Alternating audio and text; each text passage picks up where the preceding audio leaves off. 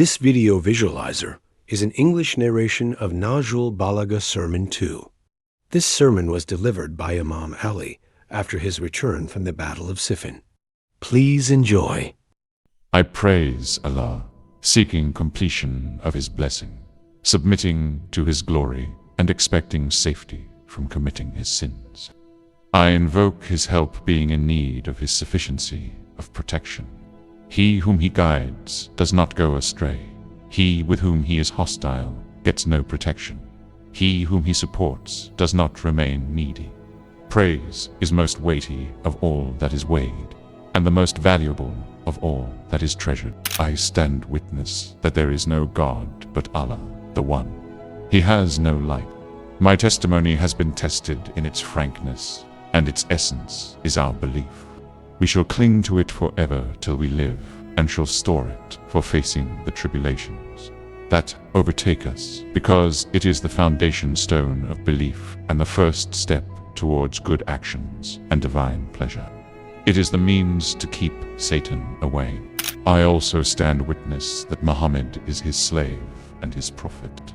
Allah sent him with the illustrious religion, effective emblem, written book, effulgent light, sparkling gleam, and decisive injunction, in order to dispel doubts, present clear proofs, administer warning through signs, and to warn of punishments. At that time, people had fallen in vices whereby the rope of religion had been broken. The pillars of belief had been shaken. Principles had been sacrileged. System had become topsy-turvy. Openings were narrow. Passage was dark. Guidance was unknown, and darkness prevailed. Allah was being disobeyed. Satan was given support, and belief had been forsaken. As a result, the pillars of religion fell down. Its traces could not be discerned. Its passages had been destroyed, and its streets had fallen into decay. People obeyed Satan and treaded his paths. They sought water from his watering places. Through them, Satan's emblems got flying, and his standard was raised in vices, which trampled the people under their hoofs and treaded upon them with their feet. The vices stood on their toes in full stature, and the people immersed in them were strayed, perplexed, ignorant, and seduced, as though in a good house with bad neighbors.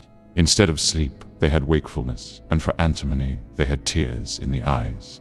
They were in a land where the learned were in bridle, keeping their mouths shut, while the ignorant were honored. The household of the Prophet, they are the trustees of his secrets, shelter for his affairs, source of knowledge about him, center of his wisdom, valleys for his books, and mountains of his religion. With them Allah straightened the bend of religion's back and removed the trembling of its limbs. But the hypocrites, they sowed vices, watered them with deception, and harvested destruction.